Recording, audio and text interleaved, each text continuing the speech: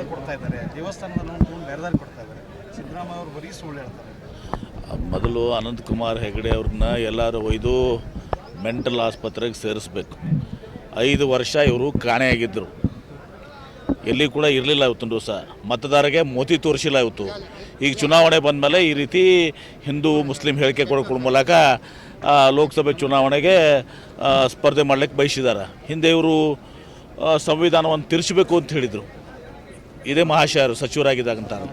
So ಇಂಥವ್ರ ಬಗ್ಗೆ ಭಾಳಷ್ಟು ಏನು ಮಾತನಾಡುವಂಥ ಅವಶ್ಯಕತೆ ಇಲ್ಲ. ಇವ್ರನ್ನ ಯಾರೂ ಗಂಭೀರವಾಗಿ ಪರಿಗಣಿಸೋದಿಲ್ಲ. ಇದು ಒಂದು ಅನಂತಕುಮಾರ್ ಹೆಗಡೆ ಎಂದು ಒಂದು ಚುನಾವಣೆ ಗಿಮಿಕ್. ಇದು ಸರ್ ಮೋದಿ ಅವ್ರ ಹೆಸರಿಗಾಗಿ ಮಾಡಲ್ಲ, ಕಾಂಗ್ರೆಸ್ನವರು ಸರ್ಕಲ್ಗೆ ಎಲ್ಲದಕ್ಕೂ ಗಾಂಧಿ ಫ್ಯಾಮಿಲಿ ಹೆಸರು ಇಡ್ತಾರೆ ಅಂತ. ಯಾರು ಅನಂತಕುಮಾರ್ ಅದೇ ಅವ್ರನ್ನ ನಿರ್ಲಕ್ಷ್ಯ ಮಾಡಿರಿ, ಮೆಂಟಲ್ ಹಾಸ್ಪಿಟಲ್ ಸೇರಿಸಿ ಅವ್ರನ್ನ. ಸರ್ ಈಗ ರೈತರ ಹೋರಾಟ ಕಲಿಸ್ತಾನದ ಅಂತ ಹೇಳಿ